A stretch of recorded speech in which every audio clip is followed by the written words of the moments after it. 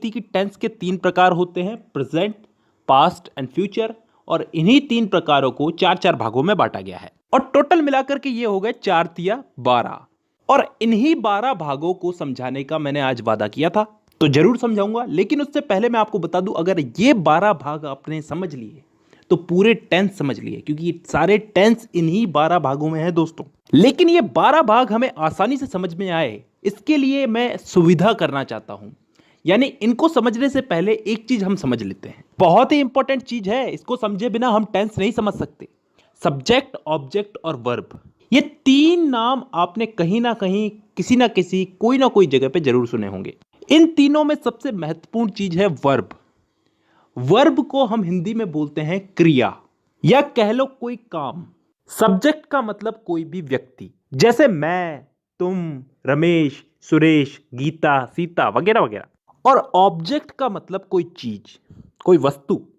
अब ये तीनों मैंने बता दिए, तीनों समझ में आने के लिए हमको एग्जाम्पल लेने पड़ेंगे। पहला एग्जाम्पल मैं लेता हूं, मैं फुटबॉल खेलता हूं।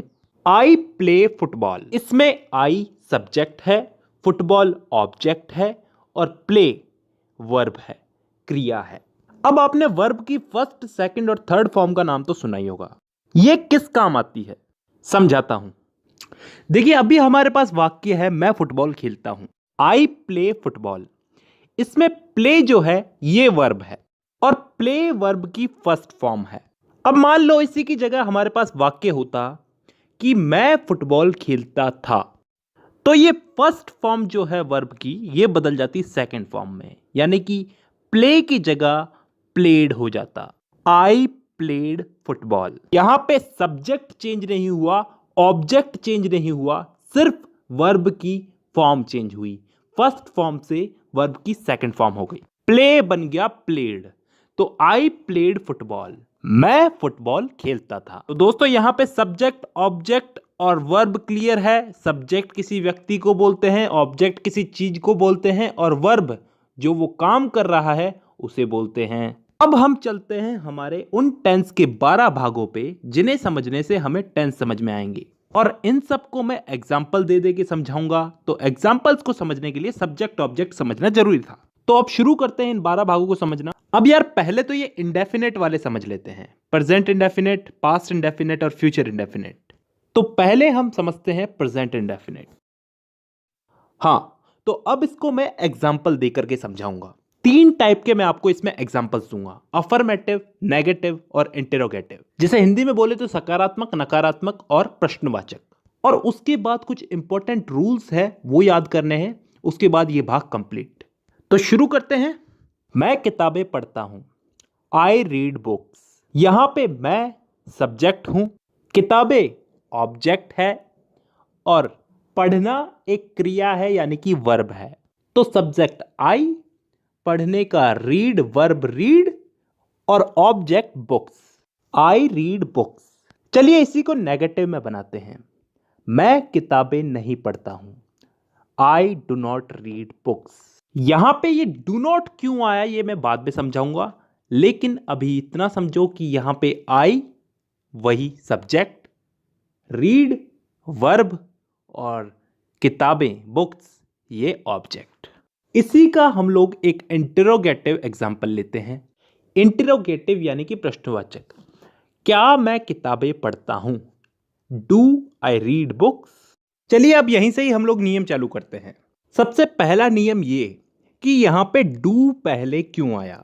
तो दोस्तों कोई भी वाक्य अगर क्या, कब, कहां, कैसे, क्यों इन शब्दों से चालू होता है तो सब्जेक्ट के पहले, मतलब यहां पे सब्जेक्ट आई है यानी कि मैं हूं, तो इस आई के पहले डू या फिर डज का प्रयोग किया जाएगा। लेकिन यहां पे डू का प्रयोग ही क्यों किया गया, डज का प्रयोग भी किया जा सकता था। तो मैं आपको बता दूं, डज का प्रयोग सिंगुलर सब्जेक्ट के आगे किया जाता है यानी कि एक वचन। यहीं पे इसी से ही हमारा दूसरा नियम भी निकलता है। मैंने आपको बताया था यहां पे डू नॉट क्यों आया, ये मैं आपको बाद में बताऊंगा, तो अब बताता हूं। देखिए यहां पे अगर आई की जगह कोई सिंगुलर नाउन होता, ही, शी, इट वगैरह, तो यहां पे डज नॉट का प्रयोग होता। और क्योंकि आई एक प्लूरल नाउन है तो इसके साथ डू नॉट का प्रयोग होगा। अब इस आई रीड बुक्स वाले सिंपल सेंटेंस को क्यों छोड़े, इसके साथ भी एक छोटा सा नियम है। इसमें अगर सिंगुलर नाउन हो, ही, शी, इट वगैरह, तो वर्ब की फर्स्ट फॉर्म के साथ एस या ईएस जुड़ता है। जैसे he goes to college, he reads book. अब इन तीनों के नियम याद हो गए। अब लास्ट दो रूल्स याद करने रह गए इसमें। सिंपल सिंपल से ही है, समझ में आ जाएंगे। देखिए, कभी भी कोई वाक्य हु, WHO, हु से प्रारंभ होता है तो उसके साथ कभी भी डू और डज का प्रयोग नहीं होता। उदाहरण के लिए, who goes to college, college कौन जाता है।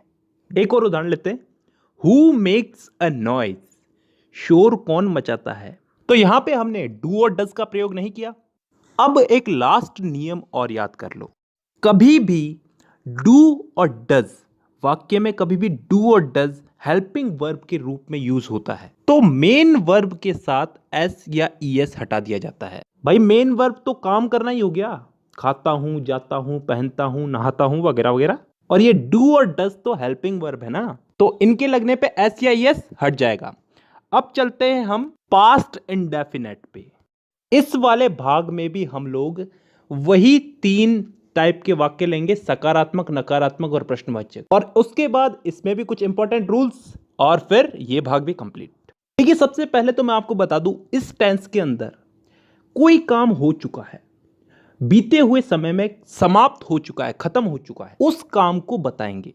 देखिए दोस्तों, मैं चाहता हूं कि इस वाले टेंस के अंदर आप पहले रूल्स समझ लो, रूल्स के साथ साथ हम एग्जाम्पल लेते लेते समझते जाएंगे। देखिए, इस टेंस का सबसे पहला नियम तो यह है कि यहां पे सकारात्मक वाक्यों में वर्ब की सेकंड फॉर्म लगेगी, सभी प्रकार के वाक्यों में। उदाहरण लेके मैं आपको बताता हूं, तुम हिंदी बोलते थे, यू स्पोक हिंदी। यहां पे सब्जेक्ट है यू यानी कि तुम, ऑब्जेक्ट है हिंदी, और स्पीक को हमने स्पोक में बदल दिया। स्पीक यहां पे वर्ब है ना, बोलना, तो वर्ब को फर्स्ट फॉर्म से सेकंड फॉर्म में बदल दिया, स्पीक बन गया स्पोक। अब यहीं पे ही हम लोग इस वाक्य को नेगेटिव में बदल के देखते हैं। करना कुछ नहीं है, तुम हिंदी बोलते थे को तुम हिंदी नहीं बोलते थे, you did not speak Hindi. अरे यहां पे डिड नॉट जुड़ गया और स्पोक बन गया स्पीक। हां, यही तो नियम है। नेगेटिव सेंटेंस में सब्जेक्ट के साथ में डिड नॉट जुड़ता है, कैसा भी सब्जेक्ट हो, सिंगुलर हो या फिर प्लूरल हो, और डिड नॉट लग गया तो फिर वर्ब की सेकंड फॉर्म हो जाएगी फर्स्ट फॉर्म, स्पोक बन जाएगा वापस से स्पीक। देखिए दोस्तों, डिड जहां भी जुड़ेगा वहां पे सेकंड फॉर्म फर्स्ट फॉर्म में बदल जाएगी। अब इसी को ही हम इंट्रोगेटिव में बदल के देखते हैं, यानी कि प्रश्नवाचक में बदल के देखते हैं। तो कैसे बोलेंगे इसको, क्या तुम हिंदी बोलते थे, डिड यू स्पीक हिंदी। तो दोस्तों, अब यहां पे डिड पहले आ चुका है। प्रेजेंट इंडेफिनेट में हम लोग डू डज का प्रयोग कर रहे थे प्रश्नवाचक वाक्यों में, पहले हम डू डज ही तो लगा रहे थे ना, यहां पे हम डिड से वाक्य प्रारंभ करेंगे। डिड यू स्पीक हिंदी, और स्पीक यानी कि वर्ब की फर्स्ट फॉर्म, स्पोक नहीं है, यहां पे स्पीक है, तो स्पीक यहां पे इसलिए आया है क्योंकि डिड लग गया यहां पे, और डिड जहां भी लगेगा वहां पे वर्ब की फर्स्ट फॉर्म आएगी ही आएगी। ठीक है, ये तीनों वाक्यों में तीनों के नियम याद हो गए। अब एक लास्ट नियम और याद कर लो, पिछले वाला ही है। हु, WHO, हु से प्रारंभ होने वाले वाक्यों में डिड का प्रयोग नहीं करते। उदाहरण के लिए, कॉलेज कौन गया, हु वेंट टू कॉलेज। यहां पे डिड नहीं आया ना, और डिड नहीं आया तो वर्ब की फर्स्ट फॉर्म तो सेकंड फॉर्म में बदलेगी। हु वेंट टू कॉलेज, यहां पे वेंट जो है वर्ब की सेकंड फॉर्म है। Go, went, gone, go first form, second form went, और थर्ड फॉर्म गॉन। अब हमारा ये भाग भी कंप्लीट हो गया। अब हम चलते हैं अगले भाग में, यानी कि फ्यूचर इंडेफिनिट टेंस में। इसमें भी वही तीन टाइप के वाक्य, अफर्मेटिव, नेगेटिव और इंट्रोगेटिव, उसके बाद कुछ इंपॉर्टेंट रूल्स, और फिर आज की क्लास की छुट्टी। तो शुरू करते हैं। देखिए, इस वाले टेंस में भविष्य में होने वाले किसी भी काम, कोई सा भी काम हो, उसके लिए इस टेंस का उपयोग करते हैं। जैसे मैं अफर्मेटिव सेंटेंस में एक एग्जांपल लेता हूं, आप हिंदी बोलेंगे, यू विल स्पीक हिंदी। यहां पे विल लग जाएगा, विल। ठीक है, इसके साथ वर्ब की फर्स्ट फॉर्म लगेगी। देखिए यहां पे मैंने स्पीक बोला है, स्पोक नहीं बोला, तो बस इतना याद रखना है। देखिए शैल और विल का उपयोग होता था पहले, लेकिन अब ये लफड़ा नहीं है, तो आप सिर्फ विल ही याद रखो, हर वाक्य में विल ही लगेगा। अब इसी को ही हम नेगेटिव में लेते हैं। आप हिंदी नहीं बोलेंगे, you will not speak Hindi. यहां पे कुछ फर्क दिखा आपको?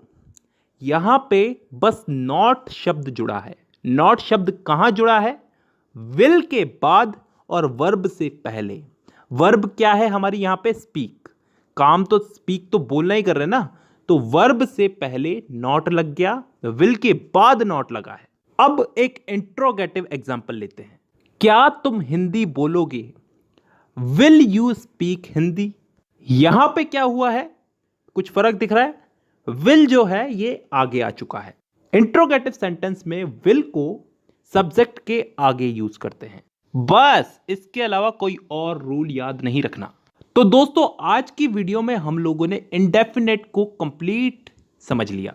आज की वीडियो में हमने प्रेजेंट इंडेफिनेट, पास्ट इंडेफिनेट और फ्यूचर इंडेफिनेट समझ लिए हैं। अगली वीडियो में मैं आपको प्रेजेंट कंटिन्यूस, पास्ट कंटिन्यूस और फ्यूचर कंटिन्यूस ये तीनों समझाऊंगा। तो दोस्तों आज की वीडियो में बस इतना ही। मुलाकात होगी आपसे अगली वीडियो में, तब तक के लिए धन्यवाद।